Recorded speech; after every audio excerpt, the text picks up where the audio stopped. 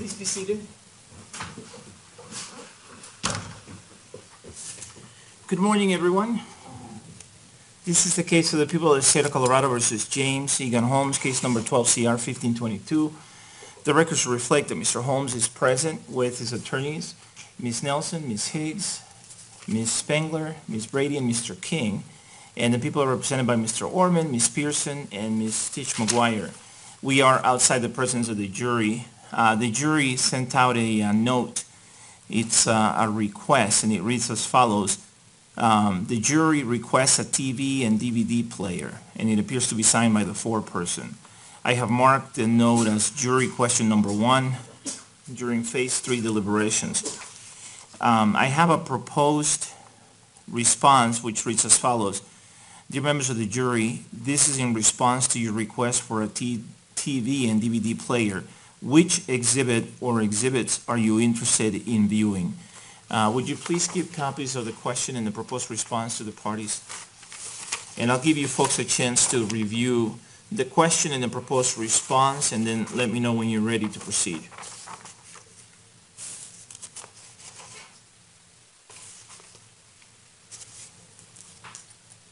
We have no objection, Your Honor. Ms. Brady? No objection. Okay, that's how we'll proceed then. I'll send it back to, I'll sign it, send it back to them, and then when we get another answer, presumably we will get another note. We will contact you, okay? So don't go too far. All right, the court will be in recess. Thank you. All rise. Back on the record, this is the people of the state of Colorado versus James Egan Holmes, case number 12 CR 1522. The record should reflect that Mr. Holmes is present with Ms. Nelson and Ms. Higgs, and the people are represented by Mr. Orman, Ms. Pearson, and Ms. Stitch McGuire. The jury has sent out a note which I have labeled as jury question number 2 during phase 3 deliberations. It's as follows. We wish to watch People's Exhibit 1000. People's Exhibit 1000 is a crime scene video. I have a proposed answer, but before I share the proposed response with you, let me hear the party's position. Do the people want to state a position with respect to this request, Mr. Orman? Our position is you should follow the same procedure that you followed last time of giving them the equipment for an appropriate period of time to include the length of the video and time to start it and stop it. Ms. Nelson or Ms. Higgs, your position? Same position, Your Honor. Okay, and that's what I think we should do. Let me just, for the record, read from People versus Jefferson again. I read from this case before, and I'll read from it again. This is a 2004 decision from the Court of Appeals, 2004 Westlaw 2769104. And I am aware of the fact that this is pending review before the Supreme Court, but I'm only relying on it for purposes of the law that is stated in here, the law that's summarized, because I think it does a good job of it. Generally, a jury is permitted to take into the jury room all exhibits received into evidence subject to the trial court's discretion to order otherwise. That's from Frasco versus People, or at least the Court of Appeals cited to Frasco versus People, a Colorado Supreme Court decision cited at 165 Pacific 3rd, 701. That's a case from 2007. The trial court has an obligation, however, to ensure that evidence is not so selected nor used in such a manner that there is a likelihood of being given undue weight or emphasis by the jury. That also comes from Frasco. This obligation is particularly pronounced with respect to jury access during deliberations to portions of trial testimony and to exhibits substituting for trial testimony. Thus, a trial court must oversee with caution the jury's use of exhibits of a testimonial nature, including video recorded interviews of witnesses. The trial court must exercise its discretion to permit, deny, or limit the jury's use of a testimonial exhibit by assessing, number one, whether the exhibit will aid the jury in its proper consideration of the case, and even if it would, number two, whether a party will nevertheless be unfairly prejudiced by the jury's use of the exhibit. The court cited to Frasco for that proposition.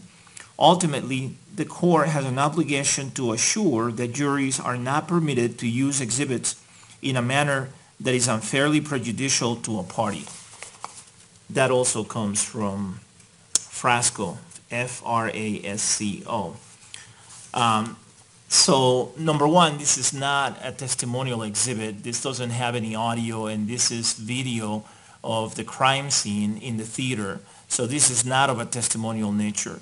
Number two, there's no objection to me providing a TV and DVD with certain limitations. Number three, I find that the exhibit will aid the jury in its proper consideration of the case.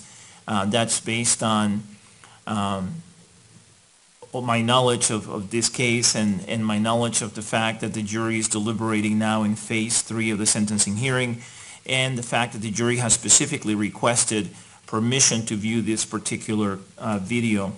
And finally, I find that no party will be unfairly prejudiced by the jury's use of this exhibit, given the limitations that the court is placing on it and the limiting instruction the court is providing. So, based on that, I find that it is appropriate to send back Exhibit P-TR-1000, actually not send that back because the jury has it, but send back a TV and DVD player so that the jury can view that exhibit, but with a limiting instruction, or a cautionary instruction, I should say. So here's my proposed response. Dear members of the jury, this is in response to your request for a TV and DVD player to view P-TR-1000. The request is granted. However, the court instructs you that you may not give this exhibit undue weight or emphasis. Consistent with this instruction, you may only play this exhibit or any portion of it one time. Because Exhibit P-TR-1000 is approximately 45 minutes long, you will only have the TV and DVD player for 50 minutes. Finally, you may not play any other exhibit without authorization from the court. If you need additional time, please let one of the bailiffs know. If you would please give copies of the question or the note and the proposed response to the parties, I would appreciate that. Thank you. And the record should reflect that Ms. Zagel is doing just that. Take a moment, please, to review both the note and my proposed response and let me know how you would like to proceed.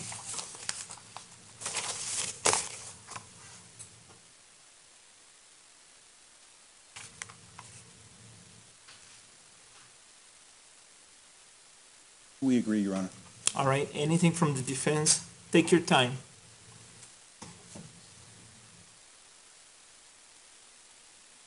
And for the record, one time is in bold font to emphasize it.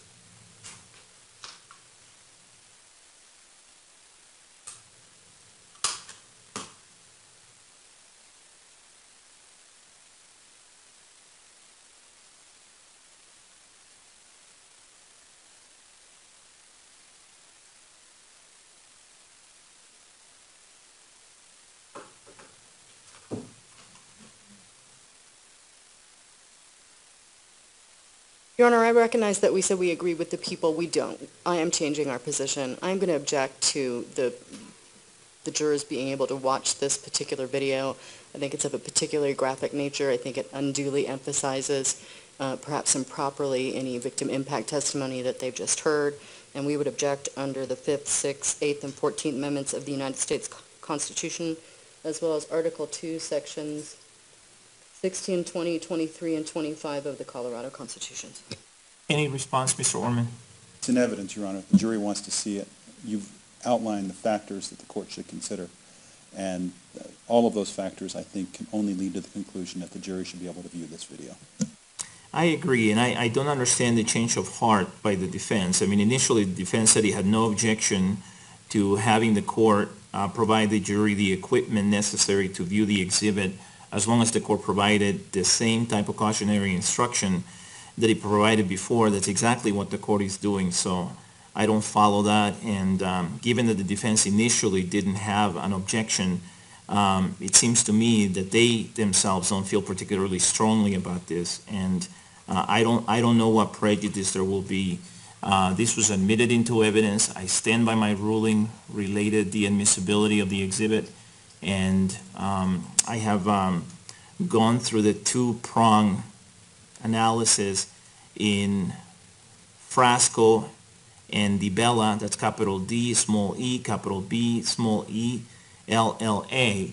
And of course, here we're not dealing with a testimonial video, which is when the court has said we should be particularly careful for the reasons that have been articulated in DiBella, Frasco, and Jefferson, and perhaps other cases. Here we're dealing with a non-testimonial exhibit that in fact has no audio whatsoever. It is an exhibit of the crime scene, and I understand that that may be prejudicial in terms of it being damaging to one party or the other, but it is not unfairly prejudicial or unduly prejudicial. To the extent that there is any prejudice, it is a result of the exhibit having probative value and having been admitted. And I continue to believe that the exhibit will aid the jury in its proper consideration of the case. There's no argument that it will not, and there's no basis for me to find that it will not. And I continue to believe that this will not be unfairly prejudicial to anyone, given the cautionary instruction that I'm giving the jury and giving the limits that I'm placing on the jury. I'm telling them they can only play it once. I'm telling them they can only have the TV and DVD for just about as long as the duration of the video. And I'm telling them that they cannot even play any portion of the video more than once. So they cannot replay even any portion of the video. We're going to time them. I'm going to have my bailiffs actually literally start a clock and time the equipment being in the jury room for exactly 50 minutes, and then I'm going to instruct them to retrieve the equipment after the 50 minutes have expired. That's exactly how we did it before when this issue came up, I think during the deliberations at the end of the trial, and we're going to do it exactly the same way again. So for all those reasons, I stand by my decision, and I'm going to sign the response and send it back to the jury. Since I have you here, there is a motion that has been filed by the Denver Post for expanded media coverage, and specifically related to still photographs of the hearing that I'm going to have after these proceedings are over in order to sentence the defendant on the counts that are not subject to the capital sentencing hearing, and in order to enter any sentences required by the jury's sentencing verdicts. So I'm going to issue an order labeling that, I think a C-224, and then I'm going to give you a chance to respond. I would like a response by today, if at all possible. Is that okay with the parties, Mr. Orman? Your Honor, I think we're going to probably want to see what the victim's input is, and that may take more than a day to get that, with there being so many. You want Monday? Your Honor, thank you. Is Monday okay for the defense? We have until Tuesday, Your Honor. That's fine. I'll give you till Tuesday. Okay. All right. The court will be in recess. Thank you.